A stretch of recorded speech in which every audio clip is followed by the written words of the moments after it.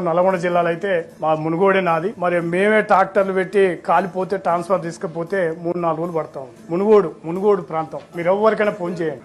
మునుగోడులోనే ఆ మరమ్మతు కేంద్రం ఉంది. ఒక ట్రాన్స్ఫారం కాలిపోతే 3 రోజులు 4 రోజులు పడతాం. అదే విధంగా నార్కడపల్లి మండలంలో కూడా అదే పరిస్థితి. నల్గొండ జిల్లాలో ఎక్కడ కూడా మీరు చెప్పిన దాని అధికారులు తీసుకొచ్చి ట్రాన్స్ఫారం కాలిపోతే తీసుకుపోయినటువంటి దాఖలాలు లేవు. బహుశా చైర్మన్ గారు కూడా నల్గొండ జిల్లా, వారు కూడా ఉరుమడ్ల పెద్ద వ్యవసాయ రంగం ఉన్నటువంటి గ్రామం. అందువల్ల మీరు చెప్పే క్షేత్రస్థాయిలో అమలైతే లేదని సందర్భంగా నేను గుర్తు చేస్తా ఉన్నాను. మరి చాలా దారుణంగా ఉంది. నిజంగా రైతులే స్వయంగా 10,000 రూపాయలు 15,000 రూపాయలు ఖర్చు అయ్యేటువంటి పరిస్థితి ఉంది. అందరు రైతులు ఆ సందర్భంగా 500 1000 వేసుకొని ఆ రకంగా ఇబ్బంది అయ్యే పరిస్థితి ఉంది. అందువల్ల దయచేసి దాన్ని అర్థం చేసుకోవాలని నేను మంత్రి గారికి విన్నపం చేస్తా ఉన్నా. చాలా ఇబ్బందికర వాతావరణం. పోళ్లు గతంలో ఒక 3 డీటీలు కడితే ఒక 7 పోలు 5 పోలు ఇచ్చేది గత ప్రభుత్వాల. ఇప్పుడు ఒకటే పోలు ఒక ఫ్లోర్. ఇప్పుడు మేము రైతులు కొనుక్కోవాల్సిన పరిస్థితి ఏర్పడతాం. అంటే చాలా ఇబ్బందికర వాతావరణం. అందువల్ల క్షేత్రస్థాయిలో మీరు చెప్పేది అమలైతే లేదని సందర్భంగా మంత్రి గారి దృష్టికి చైర్మన్ గారు తీసుకొస్తా ఉన్నాం. అసలు చట్టం ప్రకారం మీరు చెప్పే దాని ప్రకారం ఏంటంటే మీరే ట్రాన్స్ఫర్ అని తెచ్చి